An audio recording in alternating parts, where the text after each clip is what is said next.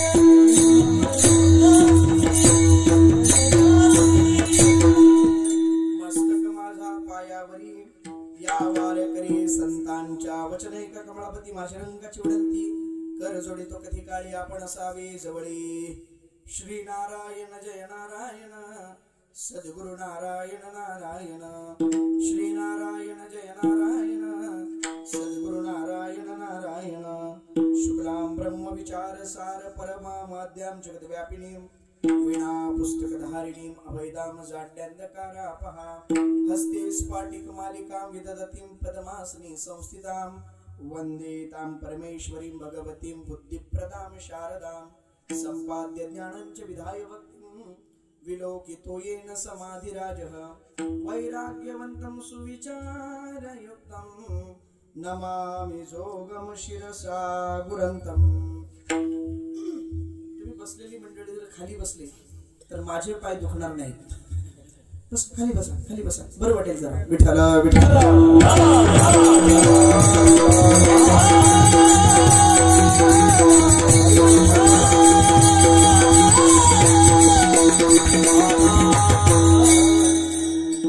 नामाचे चरित्र सदा अति गोड तीर्थे काय चाड नाम मात्रे ऐसा दृढ मनी करावा विचार नाम परिकर कलियुगी।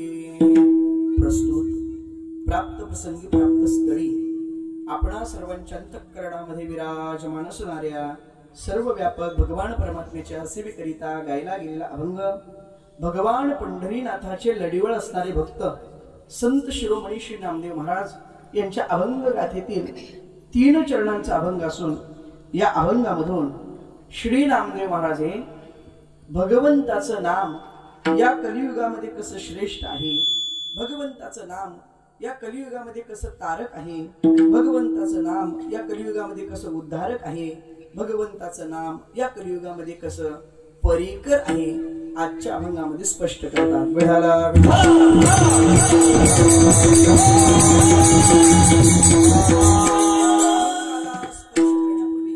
वक्त्याचे एक आद्य कर्तव्य आहे।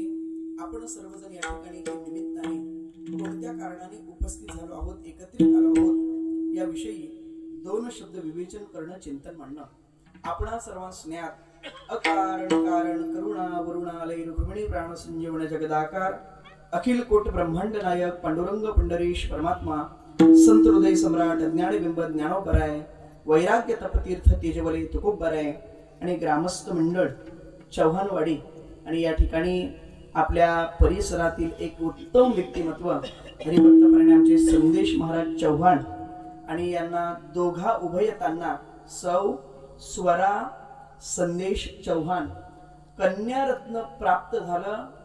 पहिली बेटी आणि धनाची पेटी अशी असणारी ती बेटी, ती मुलगी त्यांना प्राप्त झालेली आहे. आणि त्या निमित्ताने काहीतरी भगवत नामचिंतन व्हावं या अनुषंगाने नामकरण सोहळा आणि त्या निमित्ताने वारकऱ्यांचा मेळावा असा उत्तम प्रकारे योग साधलेला आहे. आणि संपूर्ण वारकरी फडकरी संघटना रत्नागिरी जिल्हा आणि यांच्या विद्यमान उपस्थितीमध्ये संपन्न होणार हा नामयज्ञ सोहळा. या सोहळ्यातील आजच्या दिवसाची ही कीर्तन वाक्पुष्प सेवा माझ्यासारखे एका सामान्य वारकरी विद्यार्थ्याकडे ज्यांच्या करिबी प्राप्त झाली, याच परिसरातील गायनामध्ये ज्यांचा मोठा हात आहे, उत्तम असं गायन करणारे व्यक्तिमत्व आमचे नितेशजी महाराज आणि त्यांच्या करिबी सेवा मला प्राप्त झाली. भगवान श्री ज्ञानोबारे तुकोबारे जशी बुद्धी देतील तसं तुम्ही आम्ही मिळून या अभंगावर बोलण्याचा प्रयत्न करू. विठाला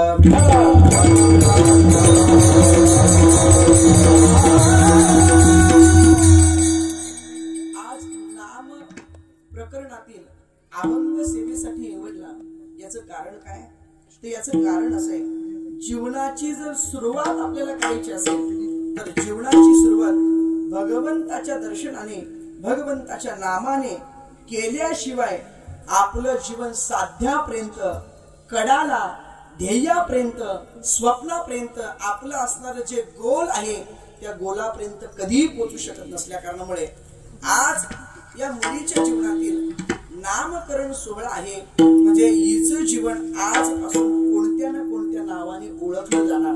याच्या अगोदर बाळ म्हणून तिला संबोधलं जात होतं, पण आता तिचं जे काही नाव आहे नावही फार छान ठेवलेलं आहे, श्रीजा. अतिशय गोड आणि भगवंताचं नाम त्याच्यामध्ये आलेलं आहे. आणि असं गोड नाम आणि त्या श्रीजा या नामाने श्रीच भगवान परमात्मा आणि तो भगवान परमात्मा श्री असल्या कारणामुळे श्री या शब्दाचा अर्थ अनेक पद्धतीने दर्शवला जातो. श्री म्हणजे लक्ष्मी दर्शवली जाते, श्री म्हणजे भगवान परमात्माही दर्शवला जातो. आणि या श्रीचा जर विचारच करू गेलो तर हा श्री नाव कुठं कुठं लावला जातो सुभाषितकार वर्णन करतात.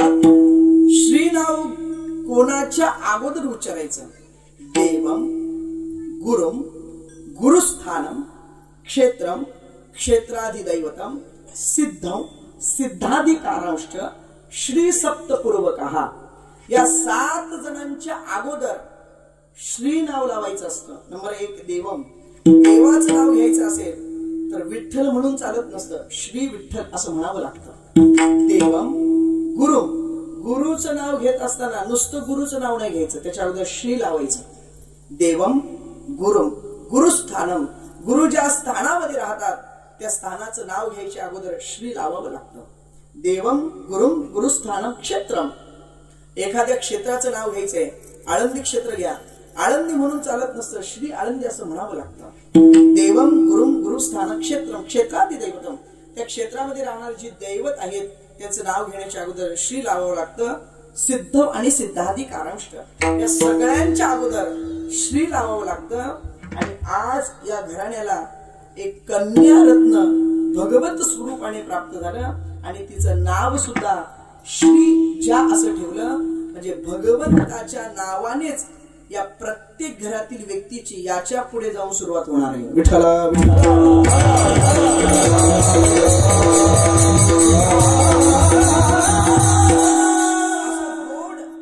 गोंडस असं बाळ ज्यांना प्राप्त झालेले त्या दोघही उभताना आपण सगळे मिळून शुभेच्छा देऊ आणि त्या कन्येला याच्या पुढे जाऊन तिच्या जीवनामध्ये आयु आरोग्य समृद्धी ऐश्वर्य ज्ञान प्राप्त व्हावं अशी भगवंत भगवंताकडे अपेक्षा करू, इच्छा करू आणि आपण अभंगाकडे वळू.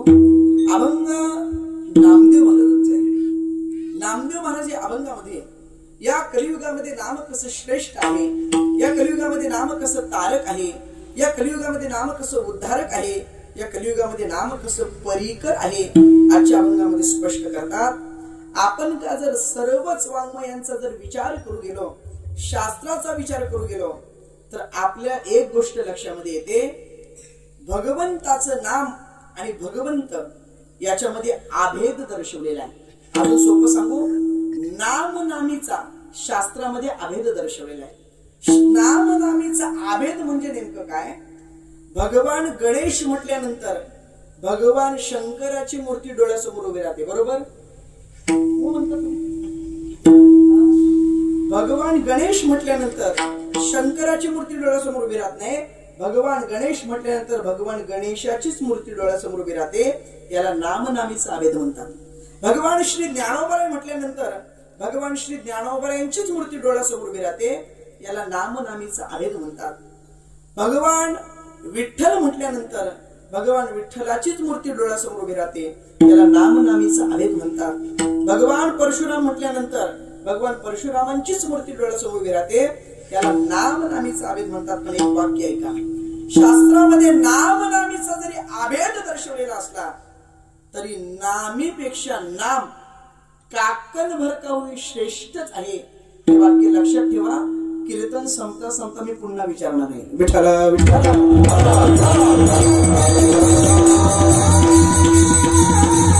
शास्त्रामध्ये नामनामीचा आभेद दर्शवलेला आहे.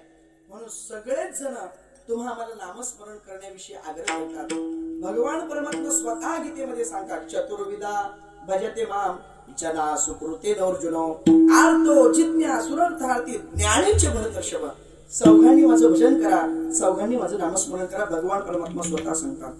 ज्ञानोबराही पुढे येतात आणि ज्ञानोबराही सुद्धा सांगतात भगवंताचं नामस्मरण करा. बरं, भगवंताचं नामस्मरण करा असं ज्ञानोबराही सांगतात. भगवान परमात्मा सांगतात चौघांनी भजन करायचं. पण ज्ञानोबराही म्हणतात चौघांनी नाही, 8 जणांनी भजन करायचं. कोणी कोणी?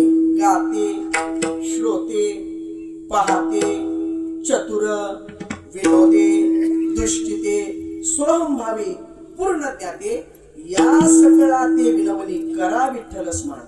ज्ञानोबरे अभंगामध्ये म्हणतात या 8 जणांनी नामस्मरण करायचं. बरं, भगवान परमात्मा 4 जणांना सांगतात, ज्ञानोबरे 8 जणांना सांगतात, तरी ज्ञानोबरेचं मन काही भरत नाही. ज्ञानोबरे म्हणतात या 8 जणांनी नाही, मग म्हणकारे म्हणकारे जना, हे जना हो लोकांनो, तुम्ही भगवंताचं नामस्मरण करा. ज्ञानोबराय सांगतात, भगवान परमात्मा सांगतात. मग तुकोबारे मागे सरसावतील का? तुकोबारे सुद्धा पुढे येतात आणि तुकोबारे लोकांना समजावून सांगतात. घरोघरी जातात, देव घ्या कोणी, देव घ्या कोणी, आयता आला घर पुसुनी. किंवा तुकोबारे म्हणतात, सांगतो तुम्हासी भजारे विठ्ठला, नाही तरी तुम्ही भगवंताचं भजन करा. घरोघरी जाऊन तुकोबारे लोकांना सांगतायत. पण लोक काय ऐकायला तयार नाही. शेवटी तुकोबारे असे चौकात उभे राहिले आणि चौकात उभे राहिल्यानंतर तुकोबारे लोकांना सांगतात. का तुकोबारे चौकात उभे राहिले? चौकात काही घडलं की लोकांना सांगावं लागत नाही, तुम्ही ते पाहायला या.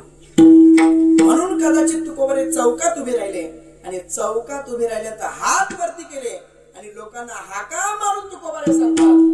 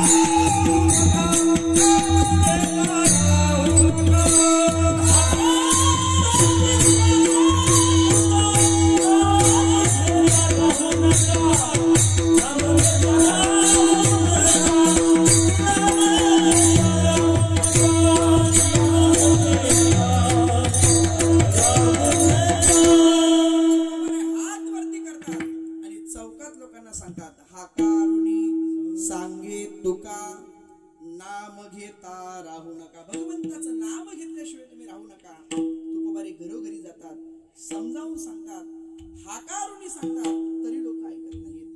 तुकोबारीने असा विचार केला, यांना नामस्मरण करायला आपण लावलंच पाहिजे. अजून तुकोबारे प्रयत्न करतात. आणि तुकोबारे प्रयत्न करत असताना तुकोबारे म्हणतात, लातो की भूत कभी बातोच नाही म्हणते. यांना एवढं समजावून सांगतो, घरोघरी जाऊन सांगतो, हाका मारून सांगतो, तरी ऐकत नाहीत. मग तुकोबारे तुम्हा आम्हाला शिव्या देतात. आणि तुकोबारेंचे जर शिव्या पाहिजे असतील कधीतरी गाथा उघडून पहा. अहो आपण काय शिव्या देतोय हो? याच्यापेक्षा तुकोबारेंच्या काय शिव्या आहेत जरा गाथा उघडून पहा. मला जास्त काही तेवढ्या सांगता येणार नाही. 2 पाठ आहेत तेवढ्या सांगतो. तुकोबारे सांगतात, किती सांगू तरी न ऐकती बटकीचे, पुढे शेंदळीचे रडतील. किती यांना सांगा हे बटकीचे ऐकत नाही आणि हे शेंदळीचे पुढे रडतील म्हटलं. तुकोबारे शिव्या देतात, पण शिव्या दिल्या तरी लोकांना कुठं समजतंय, लोक तरी ऐकत नाही. मग तुकोबारेने असा विचार केला, यांना नामस्मरण करायचं सांगितलंच पाहिजे. याचा आवाज कमी झाला, वाढवा जरा. म्हणजे आता करायचं काय? आणि म्हणून तुकोबारे तुमच्या आमच्या पायाला लागतात. आणि तुकोबारे म्हणतात, अरे बाबांनो, मी तुमच्या पाया पडतो, पण तुम्ही काय करा, विठ्ठल विठ्ठल भजन करा.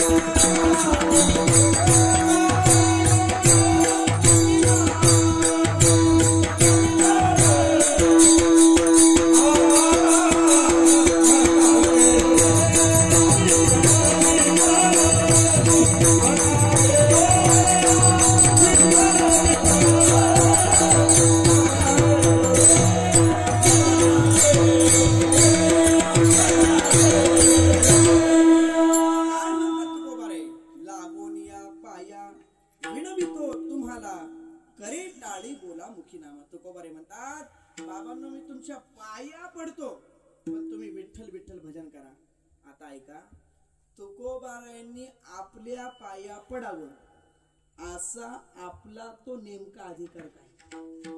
का आपण गाथा पाठ केला, का ज्ञानेश्वरी पाठ केली, ज्ञानेश्वरीचे 108 पारायण केले, का गाथेचे 108 पारायण केले काय आपण? तरी तुकोबारे आपल्या पाया पडतात. याचं एकमेव कारण तुकोबाऱ्यांच्या अंतःकरणामध्ये फक्त एवढीच इच्छा आहे, आपलं हित व्हावं. म्हणून सगळेच संत तुम्हा आम्हाला नामस्मरण करण्याविषयीचा आग्रह धरतात.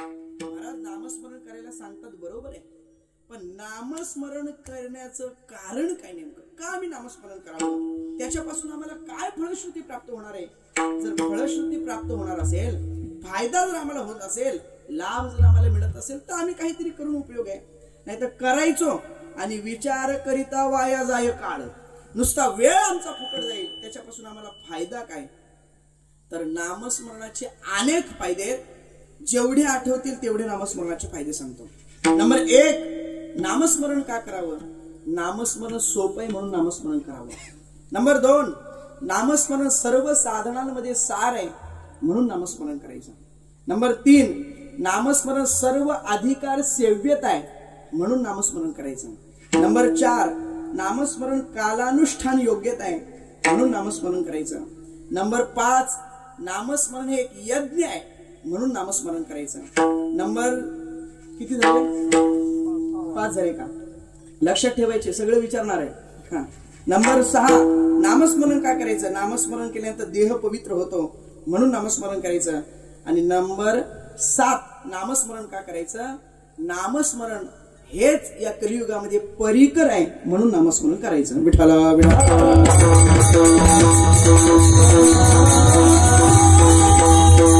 नंबर 1, नामस्मरण का करायचं. काय कारण मीमांसा सांगितली. पहिलं कारण मीमांसा सोपं आहे. नामस्मरण सोपं आहे म्हणून नामस्मरण करायचं. एखाद्या माणसाला म्हटलं ना, जरा हे अवघड आहे, कर रे बाबा, तर अवघड कोणी न करी सांगता. महाराज म्हणतात, अवघड एखाद्याला करायला सांगितलं तो करत नाही, पण सोपं करायचं म्हटलं की लगेच पुढे धावतो. मग नामस्मरण कसं आहे. महाराज सांगतात, नाम संकीर्तन साधन पैसू, साधन सोपं आहे. विठ्ठल विठ्ठल मंत्र सोपा. आणि नामस्मरण सोपच आहे यात नवल नाही, ते सगळ्यात पेक्षा सोपं आहे. तुकोबारे म्हणतात, तुका म्हणे सोपे आहे सर्व, पण नामस्मरण जरी सोपं असलं तरी तुकोबारेंची भाषा आहे का. तुकोबारे म्हणतात, नामस्मरण सोपं आहे, पण घेणारा माणूस कसा असावा लागतो. शहाणा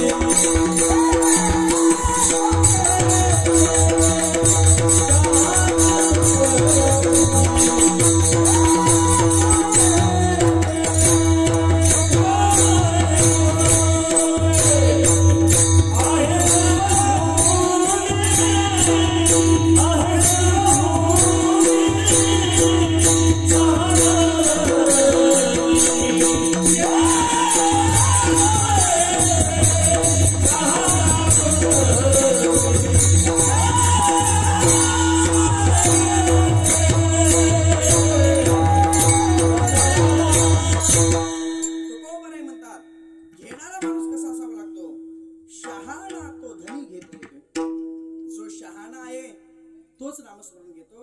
आता या शहाण्यातील 2 शहाणे आहेत. काही जण शहाणे आहेत आणि काही जण दीड शहाणे आहेत. आणि जे दीड शहाणे राहतात नाही, कोणाच्या बापाला ऐकत नसतात. या दीड शहाण्यांना त्यांच्या उत्तरात गुंतवायचं असतं. बसचा प्रवास दोघं नवरा बायको करत होते. कधी कोरोनाच्या अगोदर, महिलांना हाफ तिकीट मिळण्याच्या अगोदरची गोष्ट.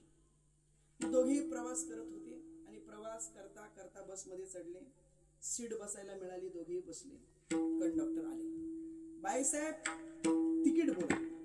आता शक्यतो कारभार बाईसाहेबांकडेच असतो. म्हटले तिकीट बोला. बाईसाहेबांनी सांगितलं, एक काम करा, आम्हाला 1.5 तिकीट द्या. कंडक्टर म्हटले 1.5 तिकीट, पण कोणाचं नेमकं.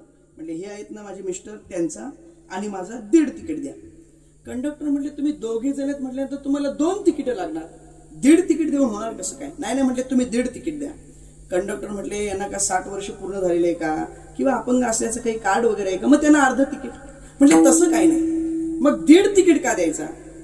तिने सांगितलं हे आमचे आहेत ना डोक्याने जरा हाफ आहेत म्हणून त्यांचं हाफ तिकीट आणि माझं फुल तिकीट द्यायचा.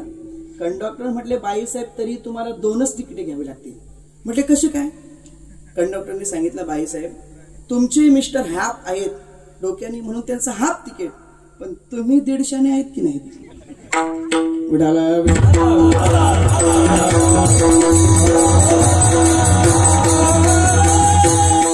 त्यांच्या उत्तरात त्यांना गुंतवायचं असतं.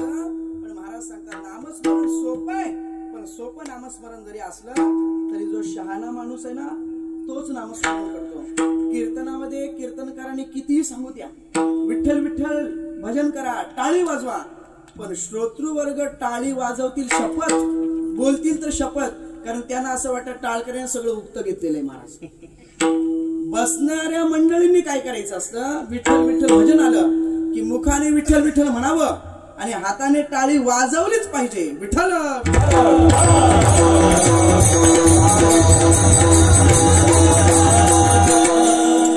एवढं सांगून काही माणसं माझ्याकडे असे बघतात काही टाळीच वाजव सगळे म्हटलेच नाहीत. तुम्हाला मी प्रूफ करून दाखवेन तुम्ही सगळे म्हटले नाही. पाहिजे तुम्हाला टाळकऱ्यांनी कोणी टाळ वाजवायचे नाही माईकवाल्यांनी बोलायचं नाही पखवाजांनी वाजवायचं नाही फक्त तुम्हीच सगळेजण विठ्ठल विठ्ठल म्हणणार. म्हणा विठ्ठल विठ्ठल.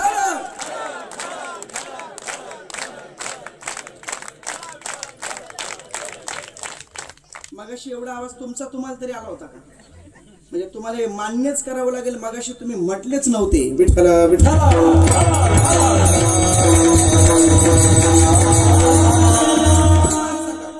सोपे आहे सर्वावणी शहाणा तो धनी घेतो येते.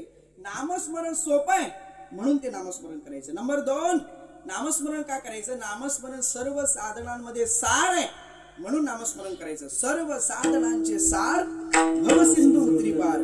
कलियुगामध्ये सध्या भगवंत प्राप्तीसाठी कोणतंच साधन राहिले नाही. अवघ्या वाटा झाल्या क्षीण कलीन घडे साधन उचित विधी विधान न कळे न घडे सर्वदा. सगळ्या वाटा क्षीण पाहिल्या क्षयरोग झाला तुकोबराय म्हणतात त्यांना टीबी झाला. त्या मार्गाने आपण भगवंतापर्यंत पोहोचू शकत नाही. मग कर्म मार्ग असेल ज्ञान मार्ग असेल योग मार्ग असेल दान नावाचा मार्ग असेल हे सगळे मार्ग कलियुगाच्या अगोदर ठीक होते. पण कलियुगामध्ये नामस्मरण एकमेव साधन असं आहे. कलियुगी उद्धार हरीच्या नामे हरीच्या नामानेच कलियुगामध्ये उद्धार आहे म्हणून सर्व साधनांचे सार भवसिंधू उतरी पार.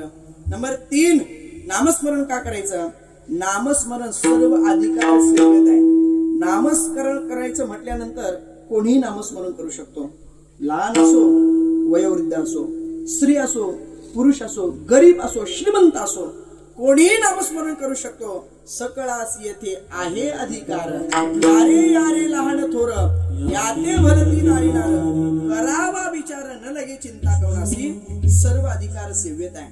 नंबर 4 नामस्मरण का करायचं नामस्मरण कालानुष्ठान योग्यता आहे. म्हणजे कोणत्याही काळामध्ये कोणत्याही वेळामध्ये तुम्ही नामस्मरण करू शकता. सत्यनारायणाची महापूजा करायची असेल वास्तुशांती करायची असेल घरासाठी मुहूर्त शोधायचा असेल साखरपुडा लग्न करायचं असेल ब्राह्मणाकडे जावं लागतं. विशिष्ट प्रकारचा मुहूर्त शोधून आणावा लागतो आणि त्या वेळेत त्या काळातच ते करावं लागतं. नामस्मरणाच्या विषयी असं काही नाही महाराज. तुम्ही नामस्मरण कोणत्याही काळात करू शकता. रात्रभर तुम्ही मोबाईल मध्ये इंस्टा फेसबुक व्हॉट्सअप रील्स काही बघत बसलात पहाटे पहाटे 3 वाजता तुमच्या मोबाईलचा नेट पॅक संपला. आता नेट पॅक संपला आता मोबाईल चालत नाही पण झोपी लागत नाही. आता करायचं काय? मग तुमच्या मनात जर विचार आला आता मोबाईल चालत नाही आता नेट पॅक संपला मग आता नामस्मरण करावं का? लगेच तुम्ही नामस्मरण करू शकता. पहाटे पहाटे तुमची इच्छा झाली नामस्मरण करायची करू शकता. दुपारी तुमची इच्छा झाली तरी नामस्मरण करू शकता. ज्ञानोबा हरिपाठामध्ये सांगतात नामस्मरण करण्यासाठी काळा वेळाची अजिबात गरज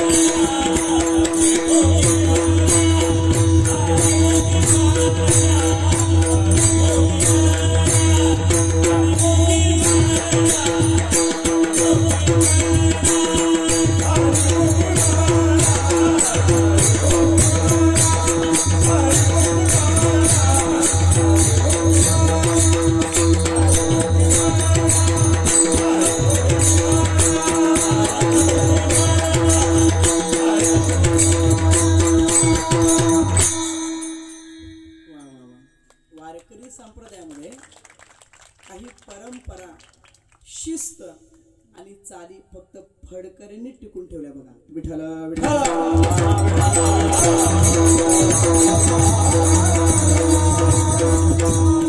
काळ वेळ नाम उच्चारिता नामी आणि दोन्ही पक्ष पायी उतरली. ज्ञानोबा म्हणतात काळा वेळाची अजिबात गरज नाही. तुम्ही कोणत्याही काळात कोणत्याही वेळात भगवंताचं नामस्मरण करू शकता. नामस्मरण अजून का करायचं, काय कारण म्हणून नामस्मरण हे एक यज्ञ आहे आणि यज्ञ करायचं म्हटल्यानंतर कलियुगामध्ये यज्ञ करणं शक्य नाही. का शक्य नाही ऐका. पूर्वी यज्ञ चालायचे, 3-3 महिने यज्ञ राहायचे आणि त्या यज्ञामध्ये तुपाची धार सोडली जायची, ती हत्तीच्या सोंडेच्या आकाराची, तेही गावरान गाईचं. 3 महिने यज्ञ, गावरान गायीच्या तुपाची धार हत्तीच्या सोंडेच्या आकाराची. बरं, 3 महिने यज्ञ करायचं म्हटल्यानंतर तेवढी शुचिर्भूतता पाळली पाहिजे. कलियुगामध्ये तेवढं काही शक्य होणार नाही. का शक्य होणार नाही? अहो 3-3 महिने खाऊ का? इथं एक श्रावण मास पाळतो, पण श्रावण झाल्यानंतर दुसऱ्या दिवशी कधी रावण होतं कळत नाही. कसं महाराज यज्ञ करणार? यज्ञ करणार कसं काय? मग यज्ञ कलियुगामध्ये करणं शक्य नाही ना. महाराज सांगतात तुम्ही नामस्मरण करा ना. ज्ञानोबा ज्ञानेश्वरीमध्ये सांगतात नाम जप यज्ञ तो परुवा बाधू न शक्य स्नानादी कर्म नामे पावन धर्माधर्म नाम परब्रह्म वेदार्थे. नामस्मरण एक यज्ञ आहे. आणि महाराज तर एका ठिकाणी म्हणतात तुम्ही वाट धरा पंढरीची, वाट धरा तीर्थयात्रेची आणि पाऊल टाका. पाऊल टाकल्याबरोबर राम म्हणता वाट चाले आणि यज्ञ पाऊला पावला पावलाला आपल्याकडनं यज्ञ घडतंय. म्हणून नामस्मरण करायचं. अजून नामस्मरण का करायचं? नामस्मरण याच्यासाठी करायचं आपला देह पवित्र व्हावं असं प्रत्येकाला वाटतंय, म्हणून नामस्मरण करायचं. ज्ञानोबा हरिपाठामध्ये सांगतात हरिपाठ कीर्ती मुखे जरी गाय आणि पवित्रची होय देह त्याचा. पवित्र सोवळी एक तीच भुमंडळी ज्यांचा आवडता देव अखंडित प्रेम भाव, अखंडित प्रेम भाव ते पवित्र सोवळे. किंवा अजून एका ठिकाणी म्हणतात पवित्र तो देह वाणी पुण्यवंत जो मध्ये अच्युत सर्व काळ, जो अच्युतवादी सर्व काळ तो देह पवित्र ती वाणी पुण्यवंत. प्रत्येकाला वाटतंय आपला देह पवित्र व्हावा म्हणून नामस्मरण करायचं. आणि शेवटचं कारण का नामस्मरण करायचं? या कलियुगामध्ये नामस्मरण श्रेष्ठ आहे. या कलियुगामध्ये नामस्मरण तारक आहे. या कलियुगामध्ये नामस्मरण उद्धारक आहे. या कलियुगामध्ये नामस्मरण परिकर आहे. म्हणून नामदेव महाराज तुम्हा आम्हाला आग्रह धरतात आणि नामदेव महाराज म्हणतात तुम्ही नामस्मरण करा. महाराज का नामस्मरण करायचं? हेच नामदेव महाराज सेवेला घेतलेल्या अभंगाच्या 2ऱ्या चरणाच्या उत्तरार्धात सांगतात.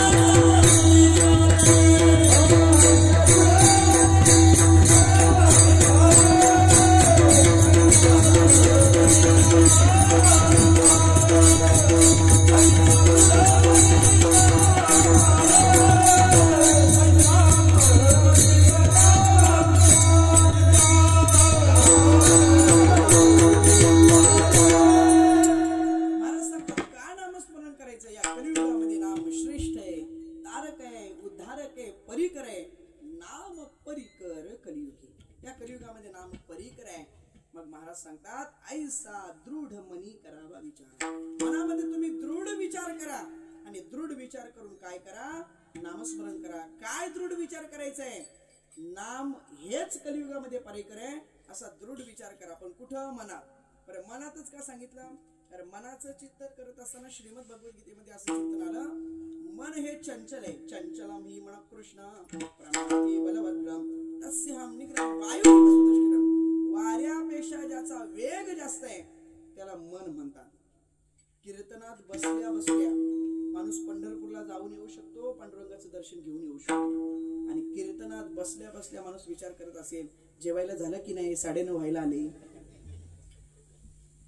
मन इतकं चंचल आहे. बरं, त्या मनाच्या विषयी चिंतन करत असताना अजून पुढे जाऊन असं चिंतन केलं, बहुत चंचल चपळ जाता येताना लागे वेळ. मनाला जायला यायला अजिबात वेळ लागत नाही.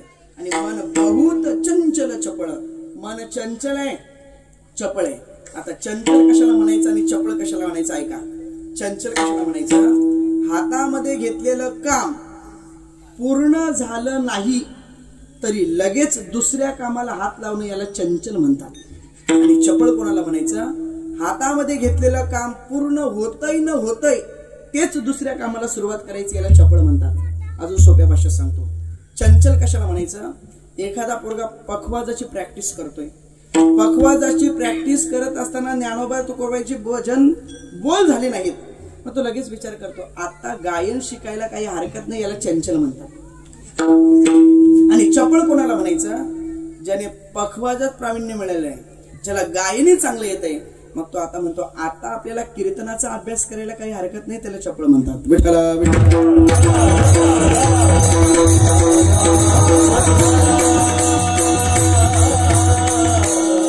म्हणून मला सांगतात मनामध्ये तुम्ही असा दृढ विचार करा, ऐसा दृढ मनी करावा विचार, नाम परिकर कलियुगी. महाराज कलियुगामध्ये नाम परिकर आहे, श्रेष्ठ आहे, तारक आहे, उद्धार आहे, कळलं आम्हाला. आम्ही तो मनामध्ये विचारही दृढ करू. पण महाराज ज्या नामाविषयी तुम्ही आम्हाला सांगताय ते नाम, त्या नामाचा महिमा कसा आहे, ते नाम कसं आहे आणि ते कोणापेक्षा श्रेष्ठ जरा सांगू शकता अभंगाच्या पहिल्याच.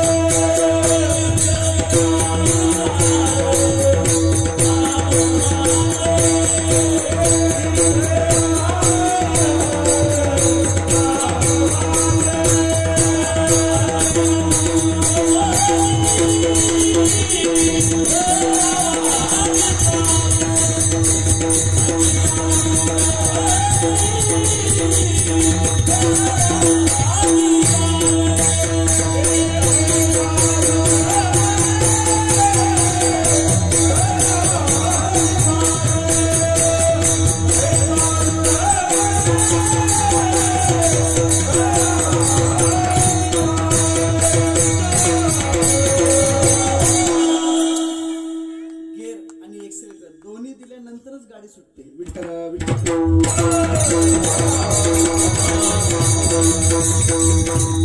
सांगा ना ते नाम कसं आहे, त्याचं महात्म्य काय, ते कोणापेक्षा श्रेष्ठ आहे.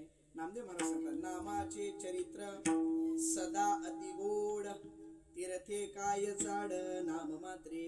नामदेव महाराज त्या नामाचं महात्म्य सांगतात. नामाचे चरित्र, या चरित्र शब्दाचा अर्थ होतो महिमा, महात्म्य. काय नामाचं महात्म्य? ऐका, रामायणातील प्रसंग आहे.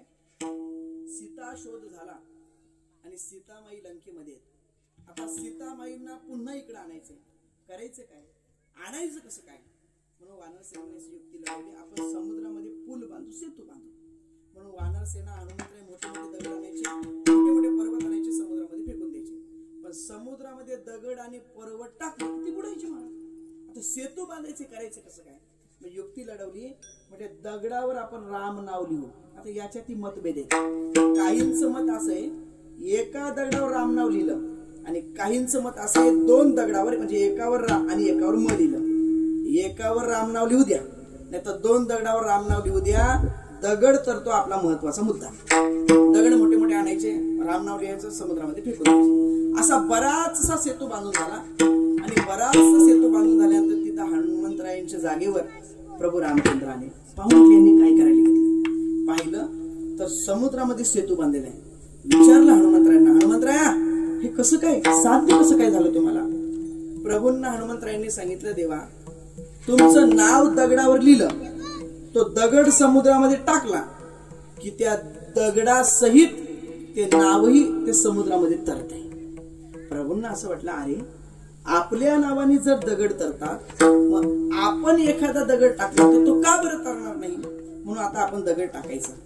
बाजूला गेले, एक मोठा दगड उचलणार, तेवढ्यात मनात विचाराला, दगड टाकला आणि तो जर बुडाला तर अपमान होईल.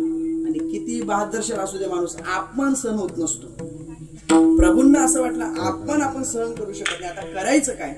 म्हणजे एक काम करू, थोडं बाजूला जाऊ. दूर गेले, थोडं एक मोठा दगड उचलला, समुद्रामध्ये फेकला. पण समुद्रामध्ये दगड फेकल्याबरोबर तो दगड बुडाला ना माणूस. प्रभूंना असं वाटलं कदाचित आपण मोठा दगड उचलला असा. छोटा दगड घेतला, तो टाकला, तोही बुडावला. अजून छोटा घेतला, तोही बुडाला. अजून घेतला, तोही, अहो एवढा एवढा घेतला, तोही बुडाला. शेंगदाण्याचा एवढा दगड घेतला, तोही बुडाला. प्रभू विचार करतात, अरे आपल्या नावाने दगड तरतात, मग आपण टाकलेलं दगड का बरं तरत नाही? याच्यात एक भाव सांगतो, ऐका. अहो देवाने ज्याला सोडलं, देवाने ज्याला टाकलं, देवाने ज्याला फेकलं, तो कसा तरी विठ्ठला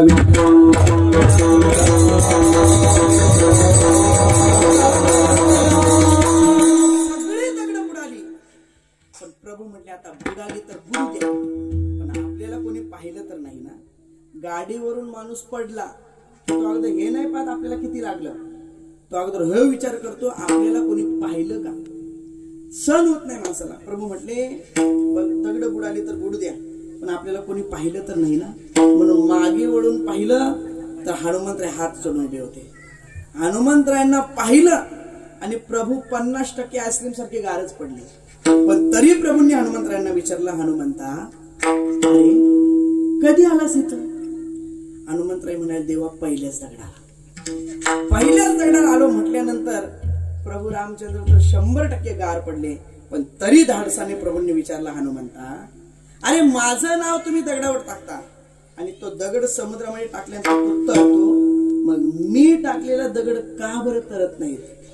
आता सांगा, मगाशी तुम्हाला वाक्य सांगितलं होतं, नंतर विचारणार आहे. बोला वाक्य.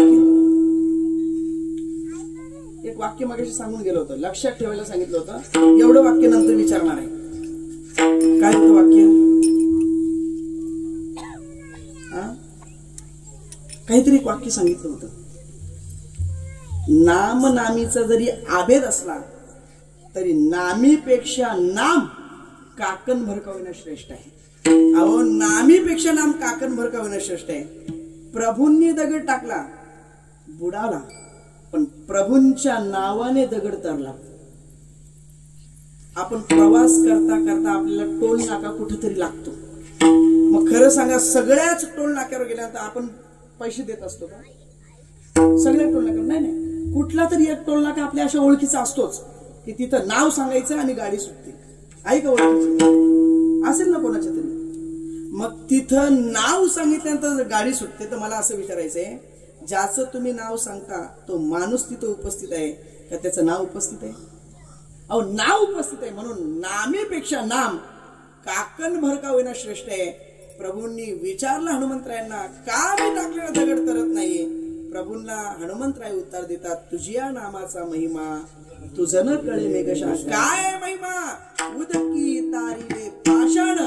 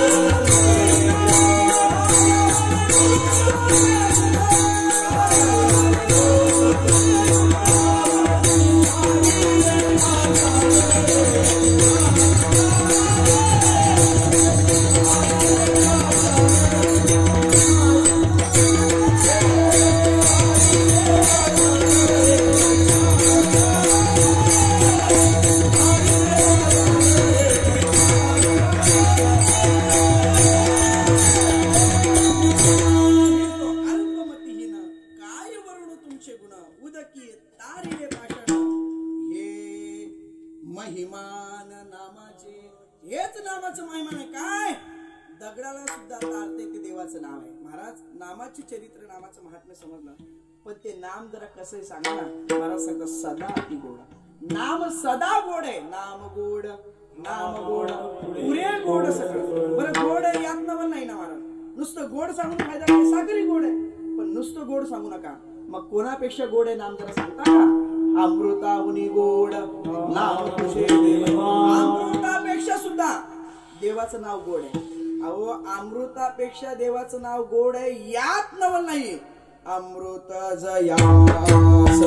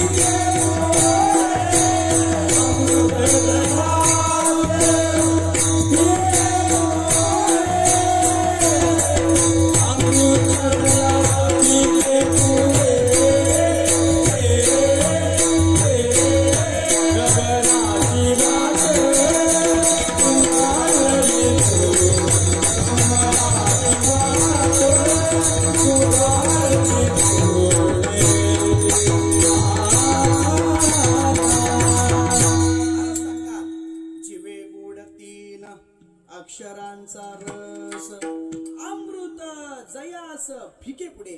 महाराज अमृत सुद्धा ज्याच्या समोर फिके ते भगवंताचं नाम आहे. नामाचे चरित्र सदा अति गोड. महाराज कोणापेक्षा श्रेष्ठ आहे ते? तीर्थे काय चाड नाम मात्रे.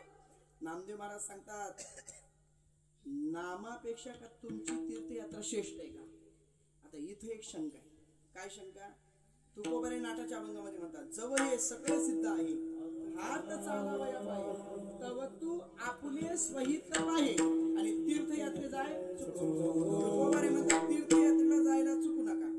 आणि नामदेव महाराज इथं काय म्हणतात, नामापेक्षा तुमची तीर्थयात्रा श्रेष्ठ आहे का?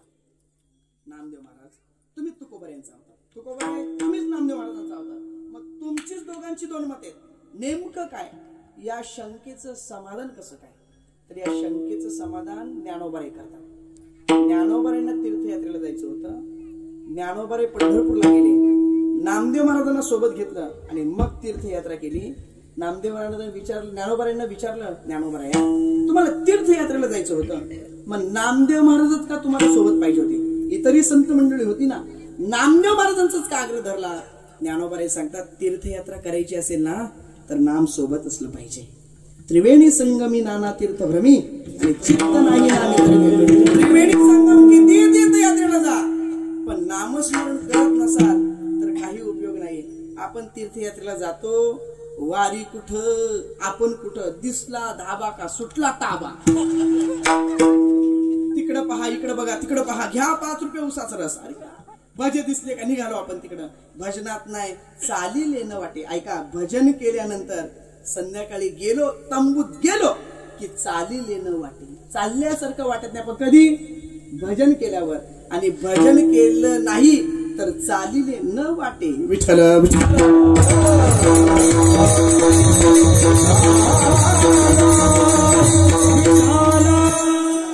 चरित्र सदा तिगोड, तीर्थे काय चाड नाम मात्रे, ऐसा दृढ मनी करावा विचार, नाम परिकर कलियुगी. मग महाराज असं नाम श्रेष्ठ आहे, तारक आहे, उद्धारक मान्य आम्हाला, पण ते नाम नेमकं आहे कोणाचं? आणि ते नाम जरा कसं आहे, अनादी आहे कसं आहे सांगा ना. अभंगाचे शेवटचे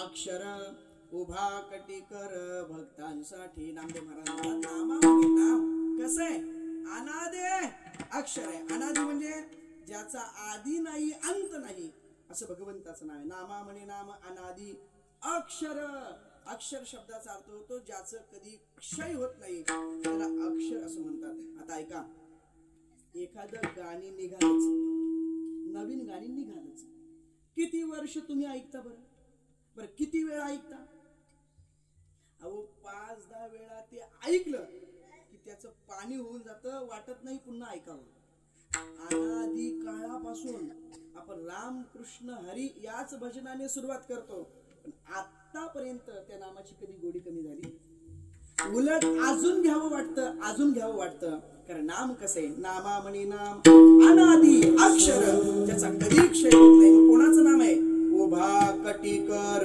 भक्तांसाठी जो कटेवर कमरेवर हात ठेवून का त्याची कमर दुखते म्हणून नाही मग भक्तांसाठी वाट पाही उभा भेटीची आवडी आणि कृपाळू तातडी होता वेळ तुका म्हणे धावा आहे पंढरी विसावा आणि असा असणारा भगवान परमात्मा तो कटेवर हात ठेवून उभा आहे कशासाठी भाविकासाठी उभा विटेवरी असा असणारा तो देव आहे आणि म्हणून त्याचं नामस्मरण आपण सगळ्या जणांनी केलं पाहिजे कोणाचं नामस्मरण करायचं मला सांगा ना त्यांचं एकदा मोठ्या प्रमाणात नामस्मरण करू सगळ्यांनी टाळी वाजवायचं सगळ्यांनी भजन करायचं